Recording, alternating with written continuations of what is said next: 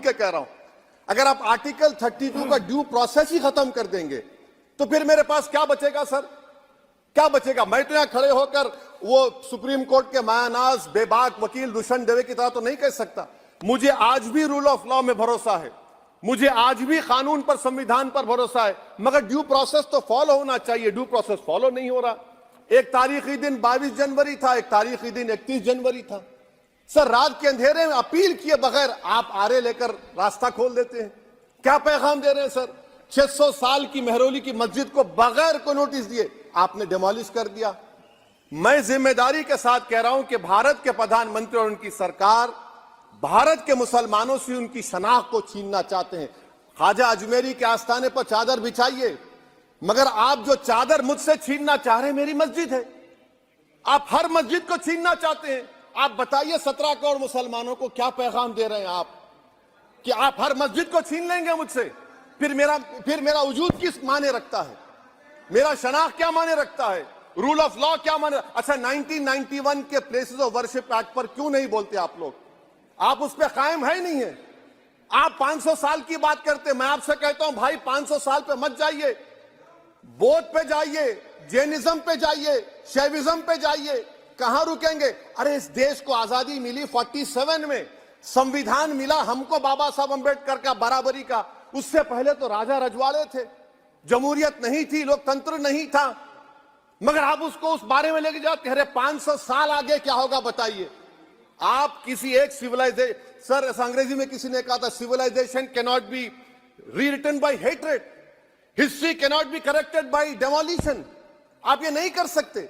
और मैं उम्मीद करता हूं कि जब मौर्रिख तारीख लिखेगा, नरेंद्र मोदी इस मुल्क में तारीख लिखना चाहते हैं। क्या तारीख लिखना चाहते हैं? कि मैंने इस देश को, गांधी अंबेडकर के देश को मैंने हिंदू राष्ट्र बना दिया। मैं उम्मीद करता हूं कि हमारे भारत के हमारे हिंदू भाई देश के प्रधानमंत्री की सोच को नाकाम करेंगे। उन पर है, अब देखते हैं क्या होता है। सर, नेबरहुड फर्स्ट की पॉलिसी है। नेबरहुड फर्स्ट क्या हो रहा है सर? हम सोशल मीडिया के जरिए फॉरेन पॉलिसी चला रहे हैं। मालदीव छोटा मुल्क, वो हमको आंख दिखा रहा है, चीन की गोद में बैठ गया।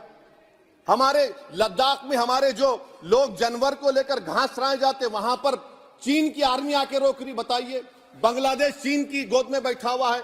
आप गैलेंट्री अवार्ड दे रहे हैं, क्यों दे रहे हैं? कि चीन बैठा हुआ है। तो आपका बफर जोन गया कहां भाई साहब? आपका बफर जोन तो कहां गया नहीं मालूम, गायब हो गया बफर जोन। और दूसरी बात सर, आप ये भी देख लीजिए कि यहां पर मैं आपको इंपॉर्टेंट पॉइंट ये बताना चाह रहा हूं सर।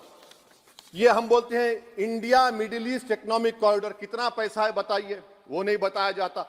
अच्छा सर, सबसे तकलीफ दे बात मेरे लिए है कि भारत ने यूनेस्को का इलेक्शन पाकिस्तान से हार गया। हम पाकिस्तान से हार गए, ये आपकी फॉरेन पॉलिसी है। यूनेस्को के इलेक्शन हम पाकिस्तान से हार गए। अच्छा, मामला इजराइल का, फलस्तीन का, गाजा का आया। अक्टूबर में 10,000 लोग मर गए, हमने यूएन में सीज फायर की तायीद नहीं की। दिसंबर आया, 20,000 मर गए, तो हमने तायीद कर दी। क्यों तायीद की? क्योंकि ग्लोबल साउथ को हमको फॉलो करना पड़ रहा। भारत ग्लोबल साउथ को फॉलो कर रहे, मेरे लिए तकलीफ दे बात है। यह आपकी नाकामी का बहुत बड़ा सबूत है। इसीलिए हम बता रहे हैं कि यह सरकार की बहुत से नाकाम। अलीगढ़ मुस्लिम यूनिवर्सिटी, आखिरी पॉइंट, अलीगढ़ मुस्लिम यूनिवर्सिटी। सर, आप उत्तर प्रदेश से आते हैं। सर, 81 में एक्ट पास हुआ। हमारा लॉ ऑफिसर कोर्ट में कहता है कि मैं पार्लियामेंट के एक्ट को नहीं मानता। कैसे नहीं मानते सर? क्या नरेंद्र मोदी ने पार्लियामेंट को नॉमिनेट किया या पार्लियामेंट ने नरेंद्र मोदी को प्रधानमंत्री बनाया? बताइए।